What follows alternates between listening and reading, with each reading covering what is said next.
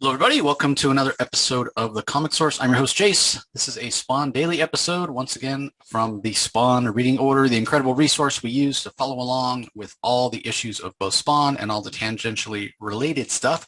We have Blake Whitlow joining me to talk about Spawn number 61. When we were talking about this one yesterday, Blake, in preparation for recording, you mentioned this being sort of a catch-up issue, introducing a new character who becomes really important later on. And then we mentioned it last time, or you mentioned it last time about, how maybe McFarlane, maybe on some level he forgot about Chapel being dead. Maybe on another level, it wasn't a character that he really had control over, being that it was Chapel's a Liefeld creation. So we're going to see this new idea of who killed Spawn. And I imagine this character becomes much more important later on. Is that accurate? Yes, that is very accurate. She is pretty essential in the way that the comics are currently. So long-term effects. Yeah. When I first saw her, I thought it was Wanda. I was like, why is Wanda wearing that thing on her? Yeah, she's got a similar look, the darker skin, the shorter hair. Obviously, it's not Wanda, but yeah, we'll see how that all plays out. Really cool cover, though. Very much kind of a montage cover. And when I share my screen here, you'll see what I mean in terms of her looking like Wanda, at least a little bit. And as always, like I've talked about many times, the idea of mashing up Spawn, this horror character, very much fantasy with the whips and the chains and the spikes and the blood and whatnot with tech. I always love when we get those images, whether it's McFarlane or Capullo. They all do a really, really good job. And everyone is sort of living in Spawn's cape there. We see Wynn. We see the symbol, the skull symbol that represents Chapel. Very, very telling, right? That it's not Chapel himself. Because again, McFarlane doesn't own that character, but nobody owns a skull. Nobody has a skull trademarked, which has caused Marvel no end of consternation with Punisher and whatnot. But that's a totally different podcast.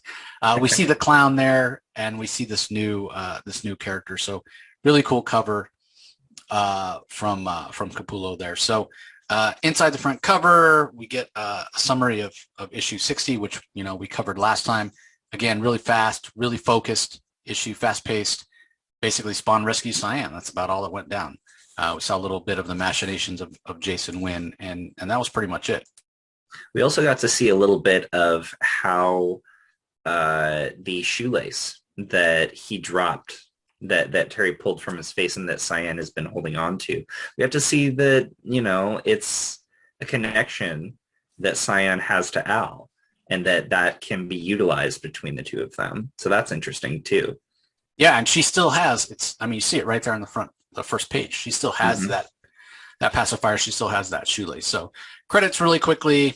Again, story, Todd McFarlane. Pencils by Capullo, McFarlane and Chance Wolfe on the inks. Orzechowski on the editing and the lettering. And Haberlin and Kemp on the colors. So same creative team, pretty stable for this run of issues. And as we said, we see Cyan there on the first page. She's got the pacifier. She's got the shoelace. She's hanging out with Granny Blake.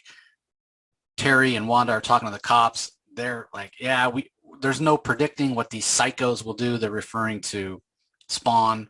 Again, Wanda still believes at this point that Spawn's the one that kidnapped Cyan. So why Spawn may have returned her, they don't know. God only knows what Terry thinks. To Blake's point last time, it might have been the perfect time when Wanda knew that Spawn and Al and Terry were conversing in the bathroom for Terry to come clean.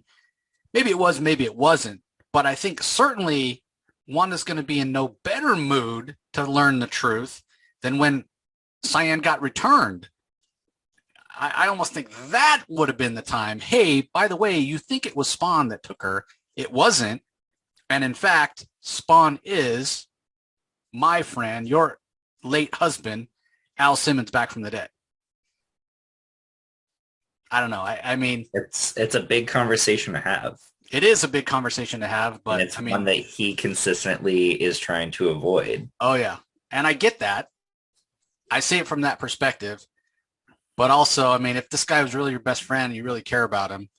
Although in his Spawn persona, he is hard to like, and we've covered. Here's an interesting thought. Do you think that he doesn't tell Wanda because he's afraid that she will leave him to go back to Al? I think that's a part. I don't know that he's will admit that to himself, but it's got to be a part of his thinking. I think it's a very complex issue, and I He don't. pulls out pictures of him all the time, and we've seen that she still has his ring. Yep. So Yeah, it's a legitimate. Yeah, it's a legitimate concern. But at the end of the day, the comic is called Spawn. I'm rooting for him. I'm rooting for Al, and I just think, yeah, it kind of sucks. But it is a good point that these cops have, and federal agents are like, one is like, well, how do we know he won't come back again? Well, you don't, but we can't sit around here and just, guard you. You just got to hope that he kind of moves on. And you can tell by the expression on Wanda's face that he's not real happy with that idea, So as they leave, one of the police officers there does report in, and the word eventually gets back to Jason Wynn that, yes, the surveillance has been removed from the Fitzgerald house. Because again, Jason Wynn is worried about what information Terry Fitzgerald might have. He hasn't been able to make a move against Terry because of all this police activity and federal agent activity linked to the disappearance of Cyan. So now that she's back, it's sort of open season on Terry, as it were. And we also get some information about Cygor. Again, when all the cops went into the alley, into Rat City, they found both Forsberg and Cygor. And so we're told that Cygor has been transported to the Norristown containment facility, undergoing tests, and we'll be, as I said last episode, we'll be covering the Cygor 6-issue mini coming up pretty soon. So when Wynn gets this information, he says, okay, Terry's wide open. As he said, we can't find any motivation for Spawn's actions, why he might have taken Cyan, because again, that's kind of the official story, that Spawn was the one that took her. So that's the impression that Jason Wynn has as well. And Wynn, he's kind of getting tired of this. He's like, I'm going to make it a priority. I'm beginning to get weary of how much Spawn's been able to manipulate events. We've got to find him and make him disappear. So meanwhile, back at the Fitzgerald household, everybody turns in for the night. Grandma Blake sleeps over. They're just happy to be all together, and real happy that Cyan's been returned, and they've sort of avoided any horrific consequences for her kidnapping. Meanwhile, Al, Spawn, he's back in the alleys. He no longer can go to the same spot, because it's been completely decimated and taken over by the police. They removed his throne. They removed all his weapons. I imagine the worms aren't around anymore. But one thing we do see is Spawn literally is staking claim to new ground. There's this pipe sticking out of the ground, and of all the things that he still has, or maybe you can think of it as something new that he has, that skull that we saw that belonged to the clown, that sort of deformed, diminutive troll of a form that he would take, Al Simmons kept the skull. He kept the clown skull, and he puts it on a spike in this new area that he's come to take over. And of course, Cog is there to sort of taunt him, sort of support him, whatever it is that Cog does with the tough love. He's like, so this is where you've come to hide, along with the pieces of your destruction. And Spawn says, well, it's just a reminder of the hell that I live in, and a warning to anybody. So you want to come mess with me, you'll end up like the clown did. So, I could kind of get that. But at the same time, is anybody going to really know that was the clown? Anybody going to know that it's anything other than a deformed skull? They probably don't know that that's, specifically the clown, but you tend to not go into places where there's skulls on poles. Yeah, that's so, fair. As he said, it's a warning to keep people away, but he can also look at it and be like, yeah, you're done. I got you. Yeah, it's definitely a trophy. And maybe it's just a matter of Al having to build back up a new layer, because I certainly would have stayed the hell away from any place that had the throne made out of corpses.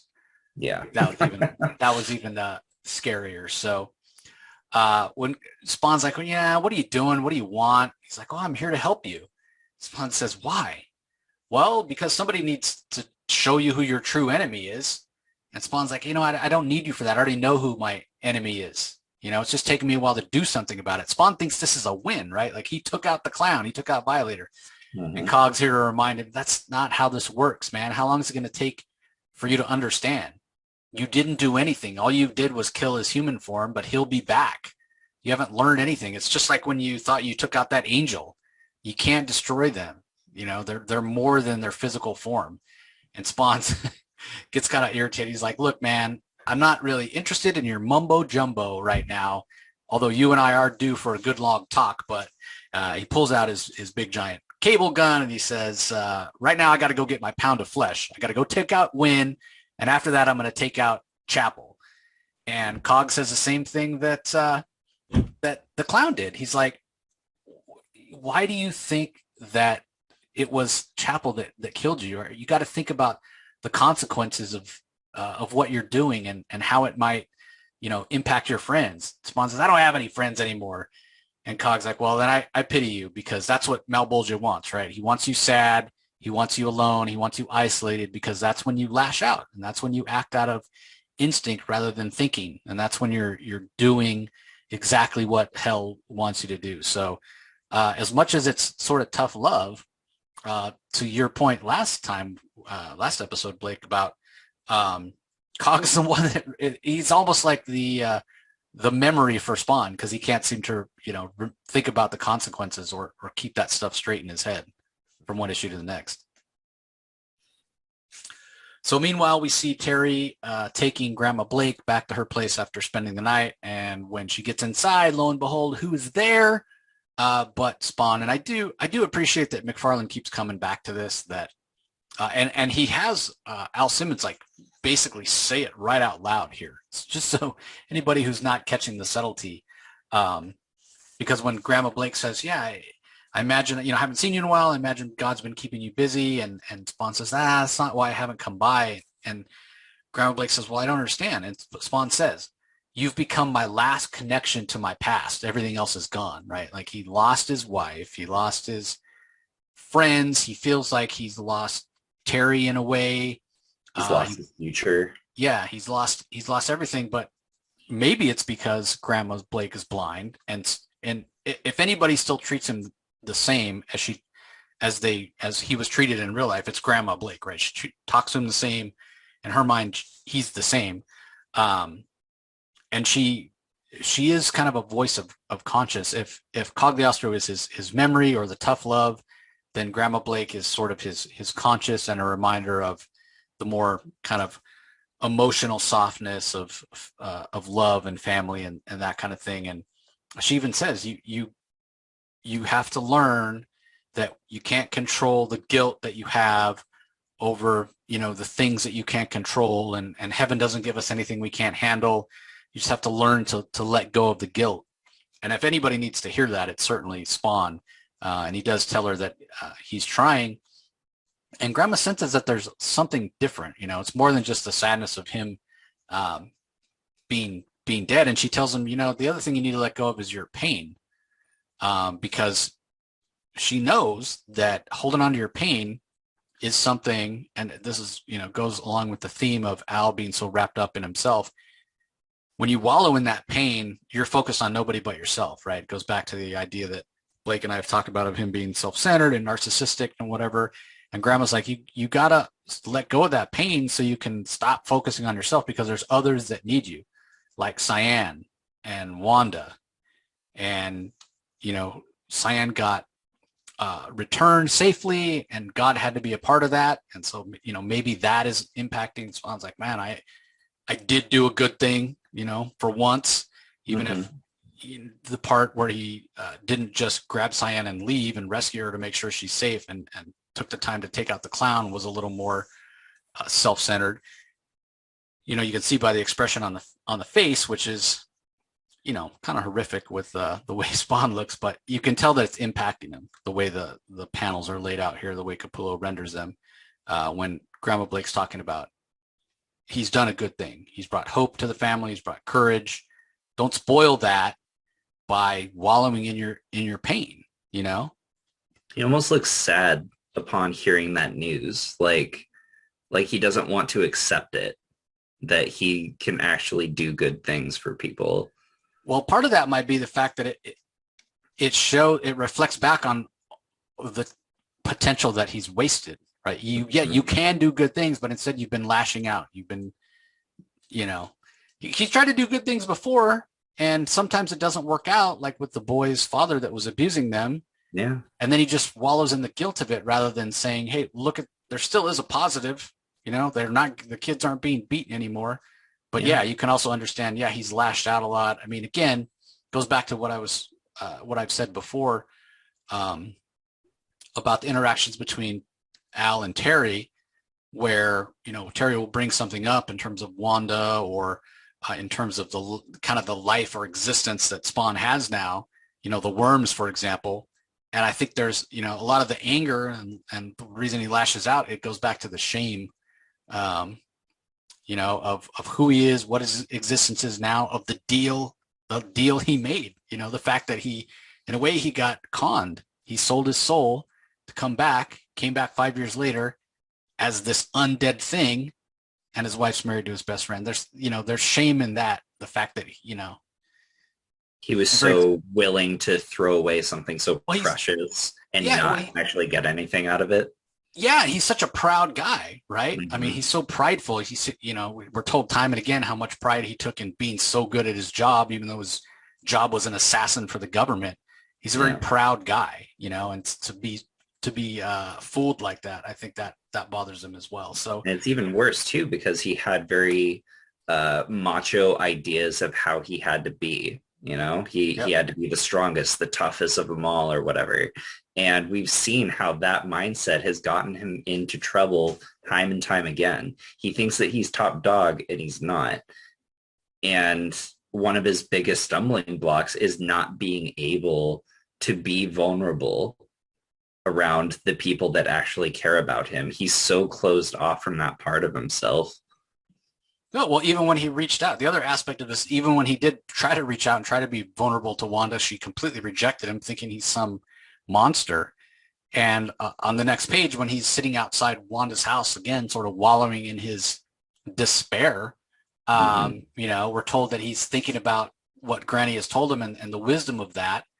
But he's so confused by it because, yes, he did good, but he can't even go and, not that he would necessarily want to take credit, but he can't even feel happy about it because, yes, he's saved his beloved ex-wife daughter, but all he's thinking about is how much his ex-wife fears him. And even at this point hates him because, again, Wanda at this point still thinks that Spawn's the one that kidnapped Cyan. So that's a lot to deal with. So you can understand on the following page when he gets back to his new lair where his homeless buddies, including Bobby, have rebuilt him a throne, not necessarily made out of corpses this time, but still kind of gruesome looking. And when Spawn gets there, he's like, what the goddamn hell is going on? He screams at him, and his buddies are like, we didn't mean anything by it. We just thought, you could use a new place to sit, and, we coaxed it out of Cogliostro where you were hanging out. We were worried about you, and we didn't want you to leave without knowing you don't have friends, and we thought you could use another chair, and Spawn's not having any of it, right? He's like, you guys, you again, it goes back to that thing where he's all wrapped up in himself and he's worried about his friends and what the collateral damage might be and everything. And again, completely, remember the beginning of last issue when we talked about this, where, dude, you're about ready to kill a cop and bring down all, wrath of hell on these guys just because they happen to know you. So it's like he thinks of doing the right thing or behaving correctly when it suits him, but again, his emotions that get out of hand. And again, for being such a person when he was alive that was prideful of controlling his emotions and doing his job, it's such an interesting juxtaposition. So Al does say when they ask him to try out the new chair, it's fine, and they take that, to heart. Hey, our buddy's happy we made him a new chair and what have you, and they go off while Spawn has a little bit of a hallucination here or a vision of the clown coming back to life, or at least the head of the clown on the spike, and he's again just taunting. This is all in Spawn's head, but it's definitely the taunting that the clown would tell him about, breaking his wife's heart and being a puppet, and hell causing him all these problems. And again, just completely self-centered, completely wrapped up in his own. And as he's thinking this, he almost has a vision, thinking about how he was tricked, and it wasn't really Chapel that killed him. And we see the clown there with a little hat on with the veil, and he starts having a vision very similar to the vision he had when he first thought it was Chapel that killed him. And he's thinking, was it Wynn? Was it Chapel? There's all these faces that, that flash in front of my eyes, and, who killed me? Who could it have been? And, we talked about introducing this new character, and we see her there finally revealed on the last page. She's holding a giant gun as in the background, Al Simmons' body goes dropping into hell on fire, almost as she killed him. And then we see Wanda reacting, obviously, and she's the one that was actually wearing the hat with the veil, not the clown. So this is that new character, and we don't really know who it is, but it's the first time that Spawn has acknowledged, maybe he's reached inside himself to some extent and pulled this memory, and he's thinking, she's the one that hell's after. And so we don't know what the relationship is between her and hell. Just another piece, we're told, of the unholy tapestry that is Spawn's life, and all these hidden designs and answers.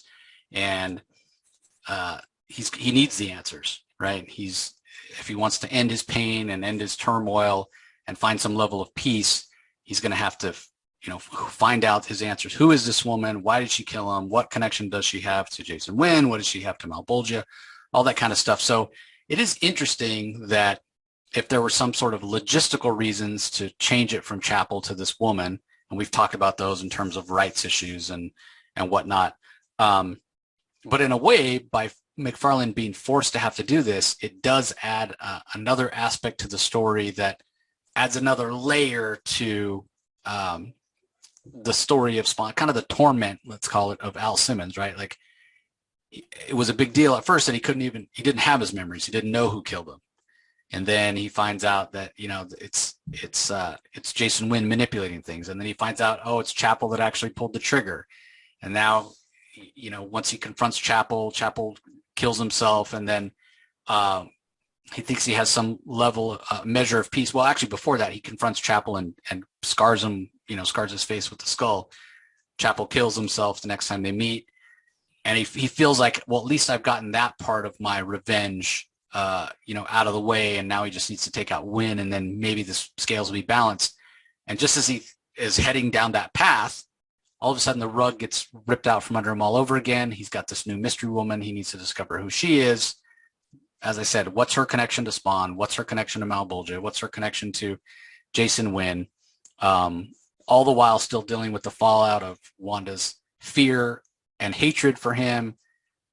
What's the next interaction with him and Terry Fitzgerald going to be like? Yeah, all these questions, all these questions, all this torment, all this. Hell is still playing mind games with Al right now. Like, we're 61 issues into the series. We're deep in this series. All right, we're on the north end. We're approaching 100, and Hell is still messing with his memories. That's how I kind of justify it in terms of story. There's always two levels to storytelling. You've got the metatextual and the actual text itself. Metatextual stuff, that's like all the behind the scenes stuff. That's rights issues. That's behind the scenes. That's the making of. That's the writer's commentary, all that stuff. But then the actual text itself, also stands independent of that metatextual stuff. If you take the text just as it is, it you have to make sense of it in whatever way that you, the reader, the audience, can, because this is what is being presented to you as a complete piece. So if we look at just the text, the way I kind of read it is Hell is just messing with his head still. Like, we're this deep into the series and we still see that Malbolgia and Clown are messing with his memories. He doesn't know what's real.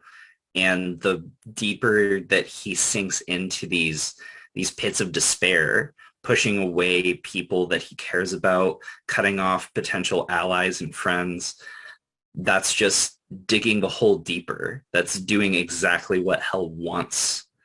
And that's how they're able to control him so efficiently, so effectively. Yeah, I mean, Cogliostro spells it out for him in this issue. He's like, yeah, they want you isolated. They want you alone. They want you lashing out. But he doesn't seem to know how to get out of that spiral. He constantly finds himself back in that situation. So, I mean, there's no denying that Malbolgia and the forces of Hell and whatnot are manipulating events. Even Jason Wynn, to some extent, they have so much experience doing this that Al's constantly sort of playing from behind in a lot of ways. So I give McFarlane a lot of credit for building this. I mean, people knock him for his writing, but this is subtle here. And here's another issue where, I mean, there's not really a single like fight or action scene, but it's still, the issue still flows very well, and it still feels fast paced, even for an issue where, yeah, we're sort of establishing emotion and establishing sort of a new status or kind of reminding us what the current status for Al Simmons is and setting things up going forward, especially in terms of the Jason Wynn, Terry Fitzgerald stuff, because it feels like that is building to something big very soon. Mm-hmm. Yeah, I think these issues where there isn't a ton of action happening, they still work and stand really well on their own 2 feet, not requiring that action because it's a well-told story. We're introduced at the beginning. Spawn has a problem. He is pushing people away. And so what does he do? Next time we see it, he's trying to reconnect with Granny, and he's talking about how, messed up he is right now emotionally. And she's like, you got to let people in. And the next scene that we see after that, he's in the alleyway, and we see that at first he's really hesitant to let people around him. But then at the end of that scene, he starts to let people back in. He tries out the chair that they built for him, and he's like, it's fine. And it makes people around him happy. And he's a tortured soul. It's really hard for him to celebrate those kinds of victories. But, the story itself, that this is a good standalone issue. There's a problem. He explores the problem. And by the end, he tries to change a little bit. Yeah, he's got a long way to go. But again, you don't blame him. I mean, he's being manipulated by master manipulators here, as I said, both Jason Wynn and Malbolgia. So, well, that's going to do it for this episode. Any last thoughts, Blake? No. All right, everybody. We appreciate you joining us as always. Don't forget to check out the reading order that Blake created that's in the show notes. And be sure that you check us out over on YouTube as well as the audio only. So go to your favorite podcasting app or favorite podcasting platform. Do search for The Comic Source. That's us. Subscribe. We got a lot of great interviews coming up, including an interview with J.H. Williams about Echo Lands coming up next week. So again, we appreciate the support as always, and we'll talk to you next time. Later.